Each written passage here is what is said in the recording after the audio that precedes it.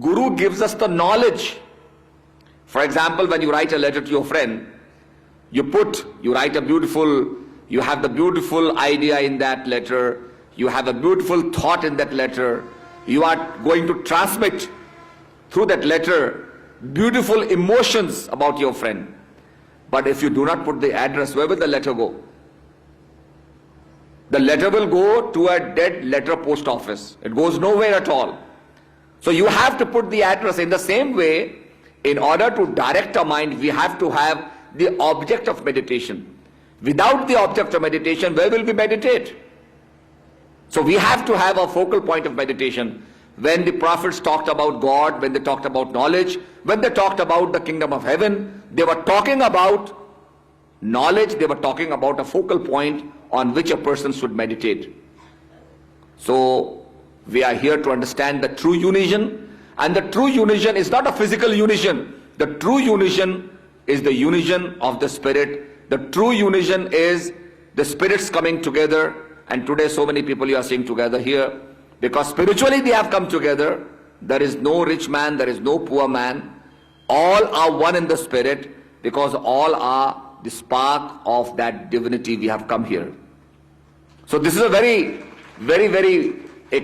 wonderful moment for us. So today we must understand ourselves, and if we understand ourselves, we'll understand God. The problem is we are trying to search the universe, and while searching the universe, we have forgotten ourselves. We know the elements. How many elements are there? We can count the elements, but we have forgotten ourselves.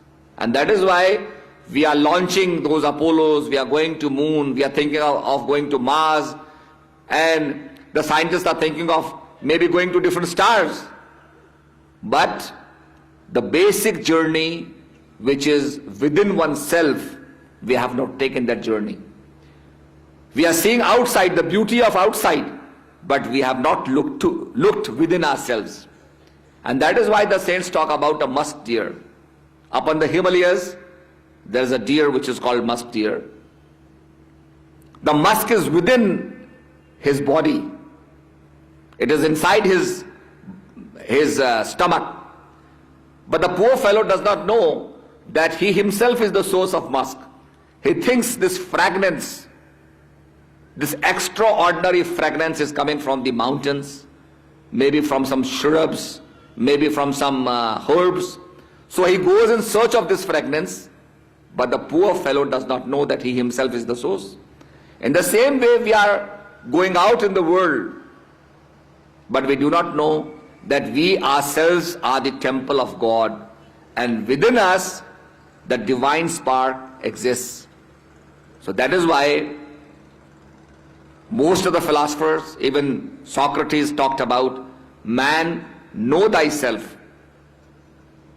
Man, know thyself. And he's trying to tell people that you are not matter, but you are spirit, and know your spirit. So the spiritual knowledge that we are talking about is a very pious knowledge. And this knowledge, by knowing the knowledge, this knowledge will make us free. It will break all the bondages. Through meditation and through concentration, we can achieve that stage. But that can only be possible when we receive knowledge. Knowledge means to have jnana.